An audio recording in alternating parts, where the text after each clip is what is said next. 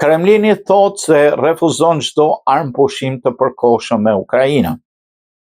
Një ndihmës i lartë i presidentit rus Vladimir Putin ka refuzuar çdo armë pushim të përkohshëm me Ukrainën disa orë para se një delegacion amerikan pritet të shkojnë në Rusi për bisedime me Moskën, kur ata do t'i bëjnë thirrje Kremlinit pajtohet me propozimin për një armë pushim 30 ditor. Ndihmësi i Kremlinit Yuri Ushakov në një intervistë për televizionin shtetëror rus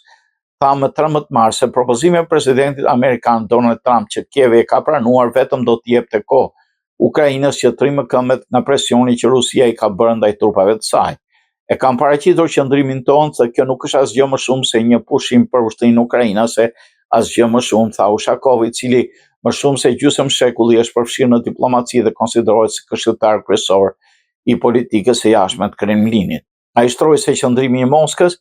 që ja ka paraqitur këshilltarit për sigurinë kombëtare të Shtetit Bashkuar Mike Waltz gjatë një bisede telefonike të zhvilluar një ditë më parë. Më duket se askush nuk ka nevojë për hapa që imitojnë veprime paqësore në këtë situatë, ai duke theksuar se Rusia dëshiron një zgjidhje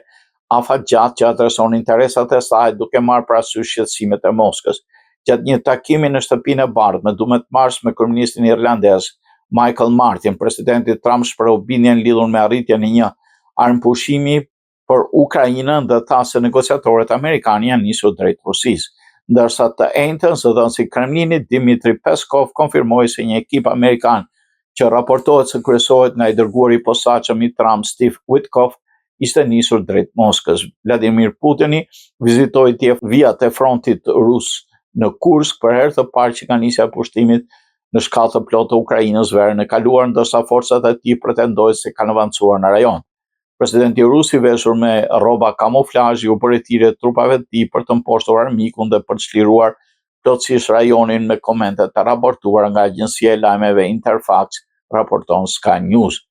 Ai tha gjithashtu se trupat armike të kapur në rajon do trajtohen si terroristë, ndërkohë një përditësim operacional shefi i shtabit përgjithshëm të Rusisë i tha Putinit se forcat ukrainase në rajon të janë të rrethuara duke shtuar se planet e Kievit kanë dështuar.